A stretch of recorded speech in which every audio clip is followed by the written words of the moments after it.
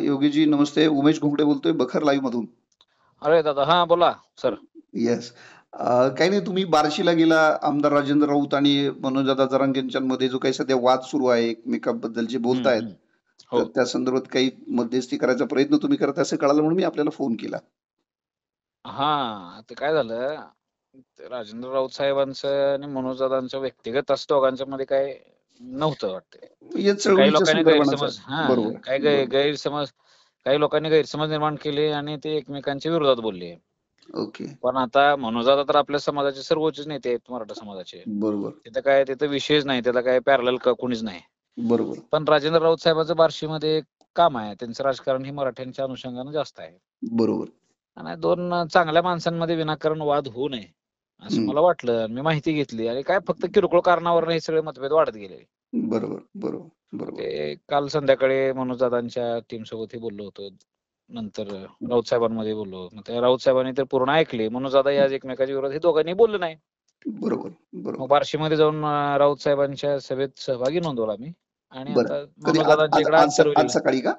हो हो हो. बरं बरं बरं. तिथे सभा आटोपून आता मी रस्त्यातच आहे, आंतरवलीला चाललोय. बर बर. मनोजदादांच्या नेतृत्वातच आंदोलन असावं. हम्म. आणि आता आपण अंतिम टप्प्याकडे घेऊन जात असताना आपल्यात फुटाफूट न दिसू नये. महाराष्ट्रात मराठ्यांमध्ये फूट आहे असं वाटलं नाही पाहिजे, ही माझी प्रामाणिक भूमिका आहे. बरोबर. बरोबर. पण म्हणजे तुम्ही एकूण आंदोलनाचं नुकसान होऊ नये म्हणून या दोन नेत्यांमध्ये जे काही सामोपचारानं सगळं त्यांचं व्हावं म्हणून जे काही भूमिका बजावताय ती खरंच चांगली आहे.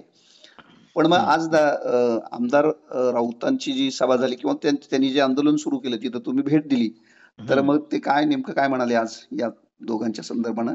नाही, राजेंद्र राऊत साहेबांनी एक मान्य केलं की मी मनोजदादांच्या विरोधात काही बोलणार नाही. माझ्याकडनं ती चूक मी होऊ देणार नाही याच्या पुढे.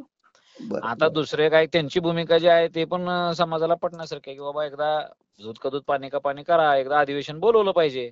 बरोबर आहे, अगदी खरं. एक विशेष अधिवेशन बोलवलं म्हणजे कायदा करायचा आहे. मग ओबीसी मधून आपली जी भूमिका आहे सध्या मनोजदादांच्या नेतृत्वामध्ये, बरोबर, त्या भूमिकेवर ऑफिशियली सगळ्यांचं ऑन रेकॉर्ड भूमिका येतील. कुठल्या पक्षाची काय भूमिका आहे, मग काँग्रेसची काय, भाजपची काय, शिवसेनेची काय, राष्ट्रवादीची काय, जी काय असेल बरोबर एकदा करू आणि याचा एकदा तोडगा काढू. आणि त्याचा तोडगा काढण्याचं सगळ्यात मोठं माध्यम विधानसभाच आहे असं त्यांचं मत आहे आणि ते बरोबर आहे.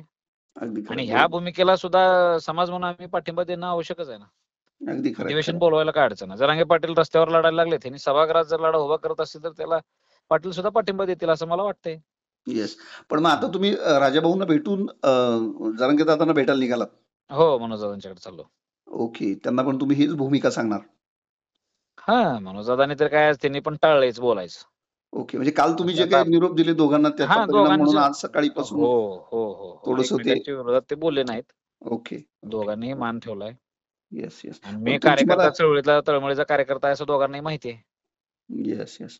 पण तुमची ही भूमिका चांगली आहे, कारण एकूण या दोघांच्या वैयक्तिक वादामध्ये खरं तर वैयक्तिक वाद त्याच्यामध्ये काही नाहीये, पण या अनुषंगाने जे काही एकमेकांविषयी बोलतायत त्यामुळं समाजाचं आंदोलनाचं नुकसान होऊ नये म्हणून ही काही जी भूमिका आहे ती खरोखरच समाजाच्या दृष्टीनं, सामाजिक सलोख्याच्या दृष्टीनं, एकूणच महाराष्ट्राच्या दृष्टीने चांगली आहे. हो दादा, खूप धन्यवाद.